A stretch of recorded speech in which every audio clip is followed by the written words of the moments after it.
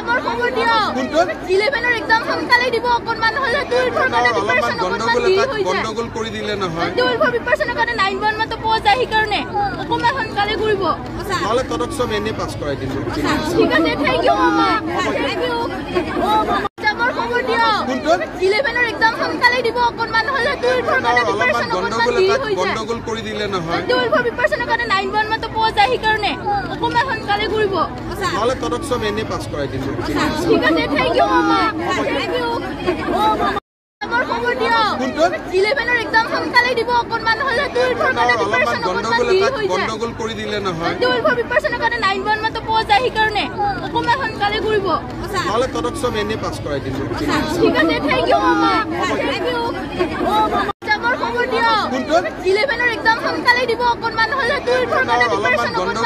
গন্ডগোল কৰি দিলে নহয় 12 এৰ প্ৰিপাৰেচনৰ কাৰণে 9 1 মত পোৱা যায় কাৰণে অকনমান সোনকালে কৰিব তাহলে তদক সব এনে পাস করাই দিন ঠিক আছে থ্যাংক ইউ মামা থ্যাংক ইউ ও মামা আমার খবর দিও কোনটো 11 এর एग्जाम সোনকালে দিব অকনমান হলে 12 এর কাৰণে প্ৰিপাৰেচন গন্ডগোল কৰি দিলে নহয় 12 এৰ প্ৰিপাৰেচনৰ কাৰণে 9 1 মত পোৱা যায় কাৰণে অকনমান সোনকালে কৰিব তাহলে তদক সব এনে পাস করাই দিন ঠিক আছে থ্যাংক ইউ মামা থ্যাংক ইউ ও মামা আমার খবর দিও কোনটো 11 এর एग्जाम সোনকালে দিব অকনমান হলে 12 এর কাৰণে প্ৰিপাৰেচন গন্ডগোল কৰি দিলে নহয় 12 এৰ প্ৰিপাৰেচনৰ কাৰণে 9 1 মত পোৱা যায় কাৰণে অকনমান সোনকালে কৰিব তাহলে তদক সব এনে পাস করাই দিন ঠিক আছে থ্যাংক ইউ মামা থ্যাংক ইউ